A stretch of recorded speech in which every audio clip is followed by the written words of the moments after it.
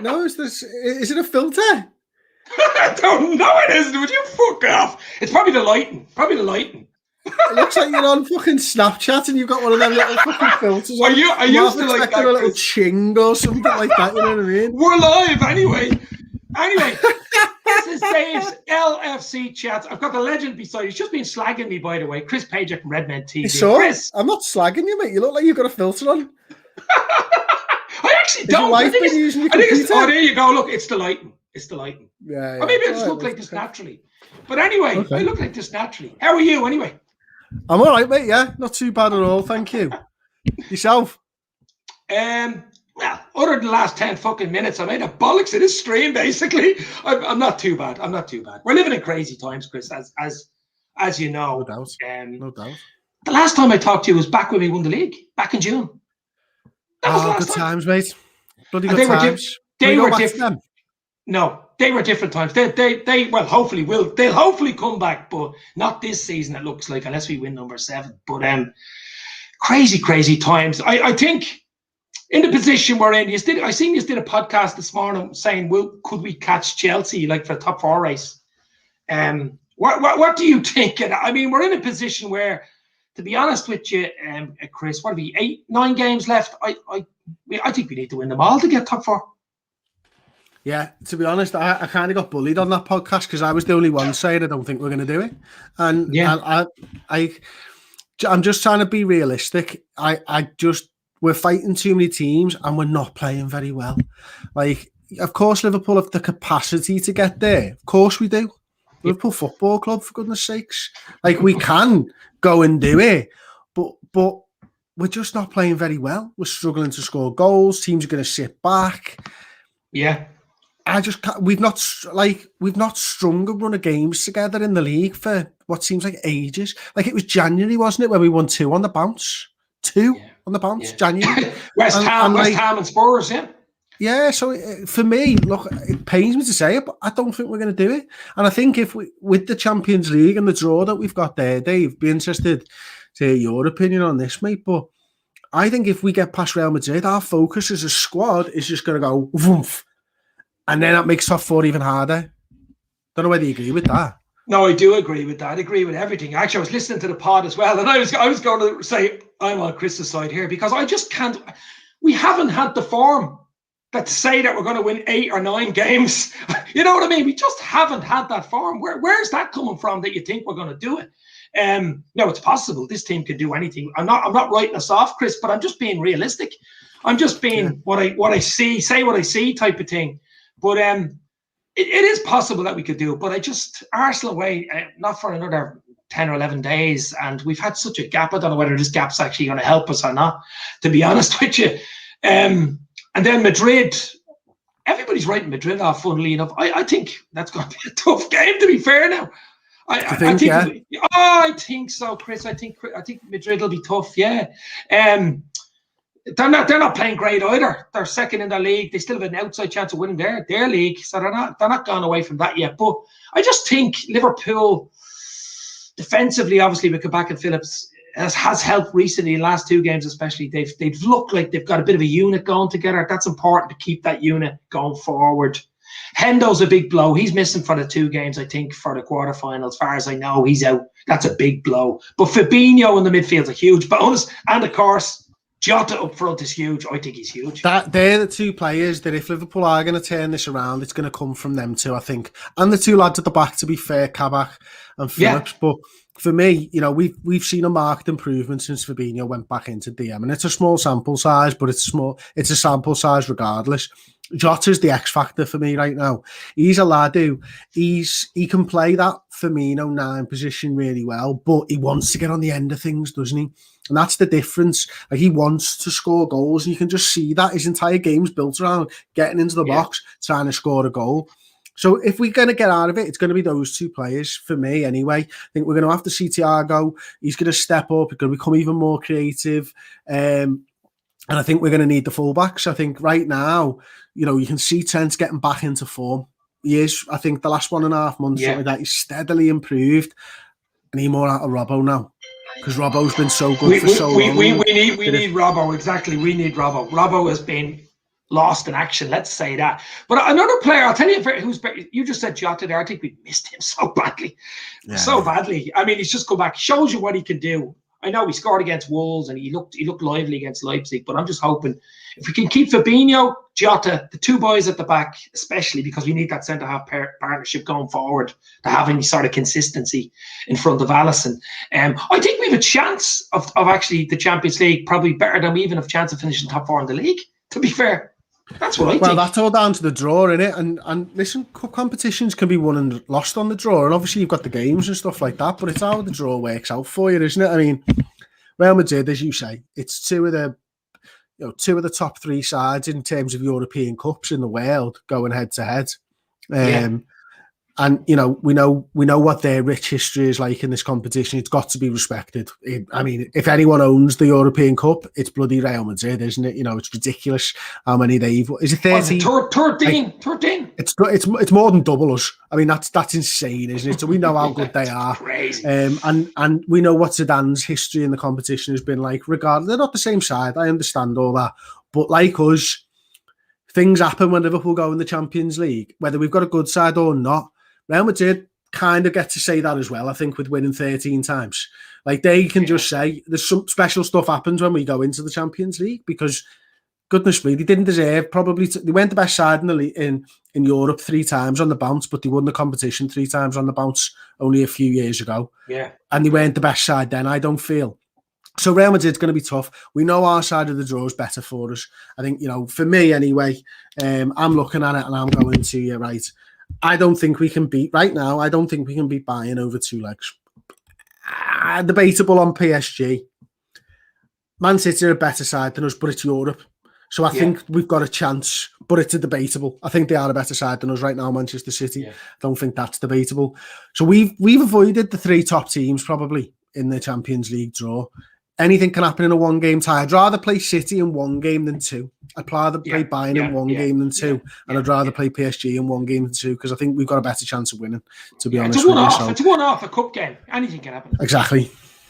But, exactly. So what do you think? Obviously, we don't play for another nearly 2 weeks against Arsenal away, and I think that'd be a tough game down at the Emirates. They're hot and cold. They're Jekyll and Hyde, pretty much like us, to be fair. We've been Jekyll and Hyde all season. I really think where it happened, we all know where it happened at the Everton game where it all went wrong.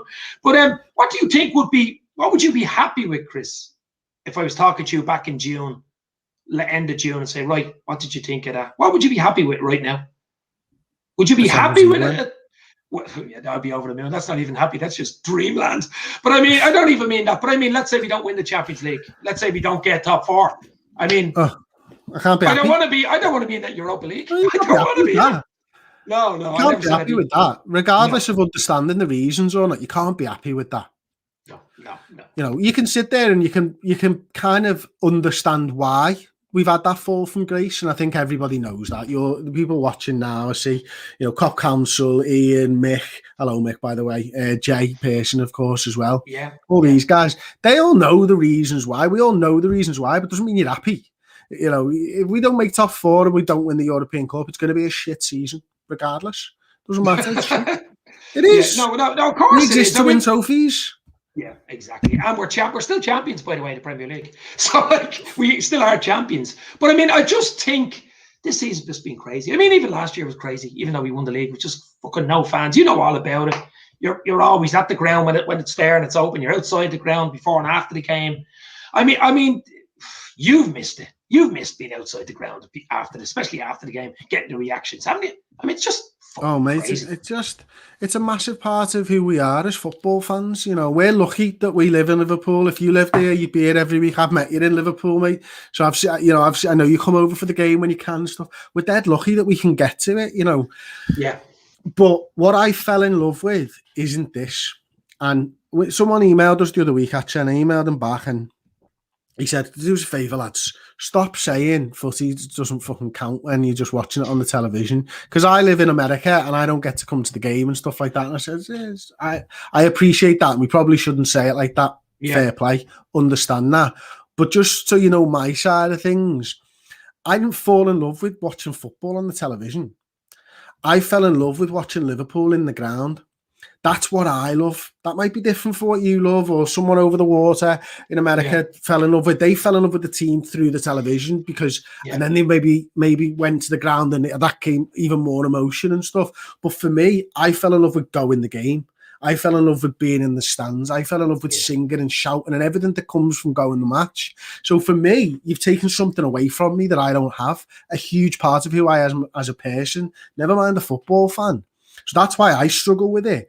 And to be honest, like the no commentators, all that type of stuff, and the no atmosphere, I don't think the games are as good. If I'm honest, I don't think the games have as much intensity as they've had over the last few years. It's just not what I love. And don't get me wrong, I love the NFL, but I fell in love with the NFL through a television because I don't get to go to the games every week. I go when they come to England, and I've been 5 or 6 times when they've come to England. But it's different. Like, no fans in the NFL didn't really bother me, but I'm watching it on the telly every week, so it's just a different thing.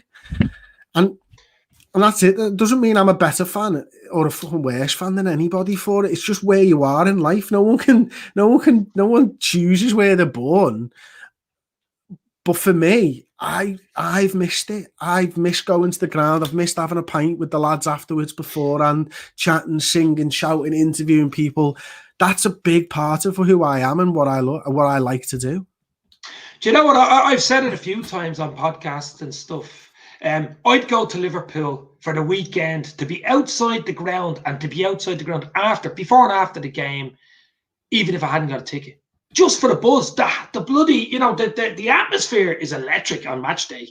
And I mean, that would do it for me. And I watched the match in Hotel Tia or one of the pubs around the ground. That would do it for me, Chris. I mean, it really would. I'm just looking at some of the comments here. Pajak, the living legend.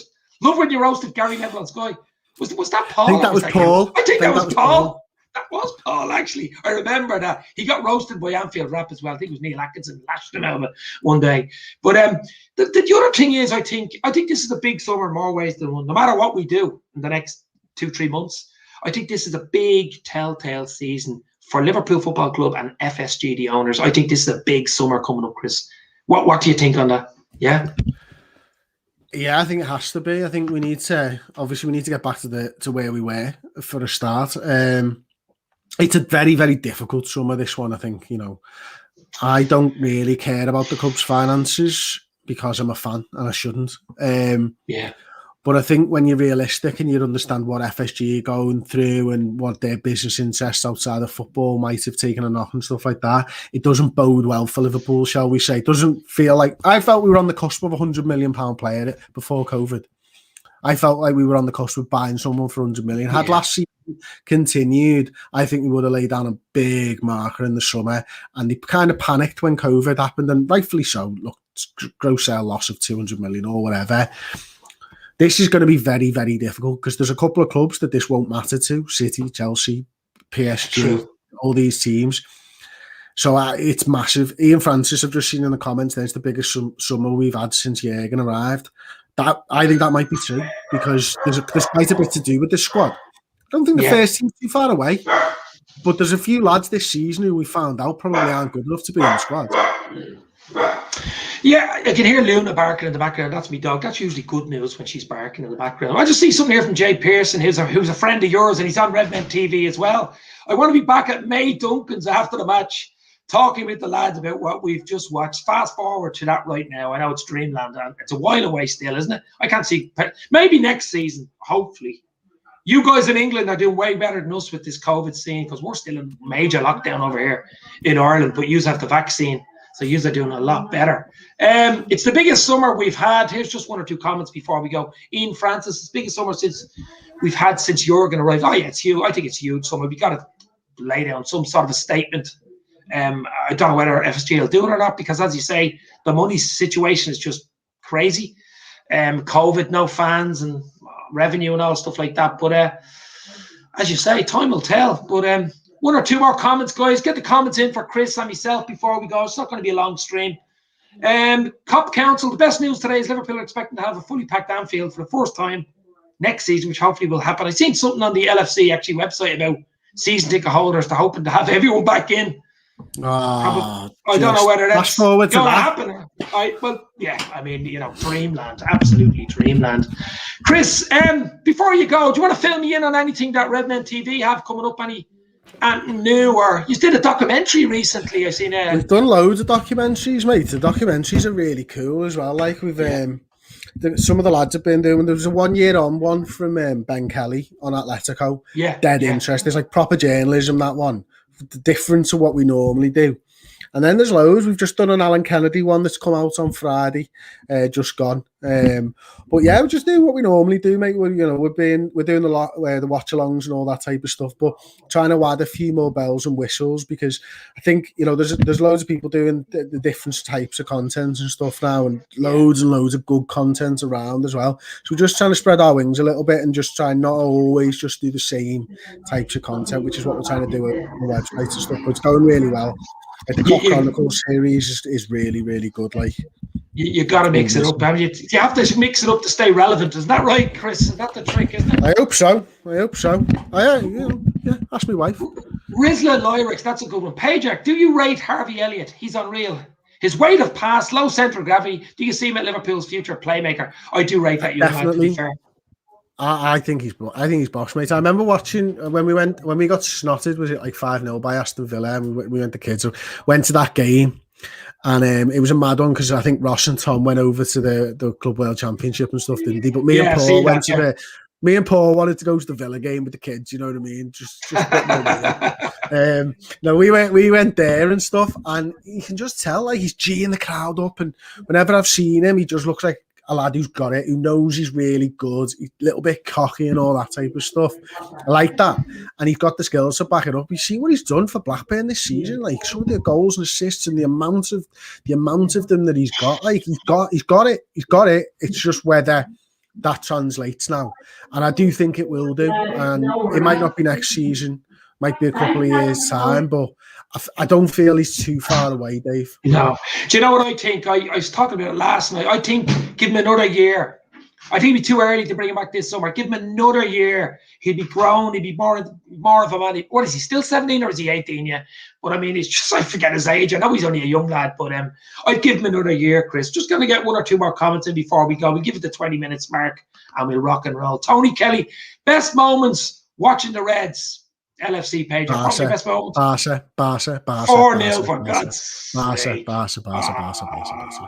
You were in the ground for that game. I mean, that's just. Oh my God, mate! Fucking hell. Just like before that, it was the Dortmund one, and I would argue that those atmospheres were there or thereabouts. Yeah, but Barcelona semi-final of the. I mean, just ridiculous. The way that it was just. I remember just turning around being like to everyone, is this real? Is this real? What's happening? Yeah. Like we're about to break into Queen songs. Yeah. Is this real life? Is this just fantasy? Yeah. It was like The Matrix. Do you know what it reminded me of, that game? It was one of those very few games you'll actually watch the whole 90 minutes again, Chris. You'd actually sit down and still be nervous watching it. Do you know what I mean? Right. Is it? Yeah. It's one of those very few games, but I mean, what a fucking Peter Frank, we'll be frank about this one. If Genie leaves, do you think we need another dependable midfielder? Genie has never been so ever present. Genie has been unbelievable. I wouldn't begrudge Genie if he does move to Barca, because he's been brilliant for, especially the last 2 seasons, Chris. Mate, Genie is one of them people for me who is massively, massively underrated still by loads and loads of people. Like, he's there all the time and he's brilliant. And for me, I put a tweet out I think it was over the weekend or something. I was chatting about it in one of our WhatsApp groups. He's like, he's the first one who's going to leave of the first team who won the World, the European, and the Premier League. He's the first teamer who's going to leave. So it's a fucking sad day for me, because I know Lallana left, wasn't really a mainstay in the side in quite the same way. I know Lovren left, wasn't a mainstay in the side. Yeah, true. Yeah. And this lad, it was and is still. So he'll be massively missed. And he's one of the leadership group. So if Endo leaves or Van Dijk leaves, and they're part of the leadership group as well, and the players voted him as part of that leadership group. So it's massive. It's absolutely massive. And look, there isn't room for sentimentality in football anymore. No. And maybe there shouldn't be. But I tell you what, if I was Liverpool owner, I'd have fucking give him a 2-year contract because of what he's done. And I know that shouldn't matter, but I still think he can do a lot. And I don't see that we're going to have had his best years. And I don't subscribe to this. He's going to fall off a cliff. The club can see it coming. Bollocks. Because if the club could see him coming, right, how come he's still fucking fit now? They've played in every pissing game and he hasn't fallen off a cliff. So I don't think he is going to fall off a cliff. I think he's got 5 years easy. Do you know another thing about Genie? I think. What do you think of Curtis Jones? A lot of people say, "Anyway, Genie goes Curtis Field." It's not the sort of same player, really. To be honest, I think you'll only find out how good Genie was when he's gone. That's how you realise the big void in midfield. You know what I mean? Yeah, there will be, of course. I do think Kurt Jones has been groomed into that position. I think they're going to curb his sort of the way that he attacks. I think that's going to go. I think he's going to morph into what Gini Wijnaldum does. Let's not forget, Gini Wijnaldum was a winger before Klopp had him and morphed him into the player that we know and love now. So I do think that he's there, but there's 5, 6 years, 7 years difference between them of experiences of winning things as well, isn't there? So it's not going to be an overnight thing for me. It's gonna take time for Kurt Jones to get to that level, and I think he can do, and I think he will do. Hello, Callum, or whoever it is. Apologies. It's probably Callum. It's probably Callum Sanderson. Yeah, top. I'll tell you what. You guys, obviously, Redmen TV. You've Anfield Rap. You've Team Coppish. There's so many good channels out there. There's so many, especially Liverpool. There's absolutely hundreds of Liverpool. You are spoiled for content. There's no fan base like Liverpool's. There just isn't. Like culturally, the way that the club is evolved and all that type of stuff, you know what I mean? And you just have to look at it all. Like, we love it more. Like, this does mean more. It's a corny saying, like, and the club, it is corny, but it does to us. Yeah, no, absolutely. Right, guys, I'm not going to stay on long because I actually have to go back to work. Believe it or not, a day job. Oh, yeah. That's why I almost made a bollocks of this at the start and I was panicking. I'll never get Chris again. I'll never get him on. Honestly, fucking hell, lads. Anyone watching this now, what happened was, he texted me all the time, like fucking every 10 minutes, are you still on for this? Are you still on for this? I'm like, yeah, fucking chill out, lads. You know what I mean? I'm sorry for that. I put an alarm in and everything, like, you know what I mean? And then I text him, are you going to link me or what? And he goes, I'll send you, and this is on WhatsApp, I'll send you a link to my friend's Twitter. I went, why the fuck don't you just send it here, Dave? I'm not logged into it. And she was like, oh, I'm on my laptop, can't do blah, blah. So then I text him back. He's sending this link. Oh, it won't copy and paste. Fucking 10 minutes later, he asked me for fucking email. So then again, I said, are you sending this email? And then a fucking no reply for 10 minutes. God. And then he comes, am I telling the truth or am I telling the truth? Dave? I know you are. And then he goes, and then he fucking phones me on WhatsApp. And he's like, John, just do it on screen. Like, just tell us the fucking link. Can you do that? Yeah. It's about 9 things. It was streamyard.com/ and about 6 fucking letters. And that's how we got on. I'm not an expert like you. You're like don't need to be an expert. I just need to know how to work a fucking web browser. You're like a fucking 60-year-old woman. You know what I mean? Is this thing on? Oh, my fuck. It's on mute. This is probably the best part of the whole fucking show, the last minute. But guys, I'm going to leave it here because he's going to slag the bollocks out of me. Chris Pajak, Redmen TV, Team Coppish was in the house, Callum McCord. Great content, boys. That was brilliant, Chris. I got to go. You're fucking wrecking me head here. I got to go. To turn it off. No, how do you do it? End stream. End stream. End broadcast. Okay. Thank you very much for the comments, guys. Thanks to Chris Pajak. I'll talk to you soon, guys. Cheers. Thanks you very much. Is this thing off?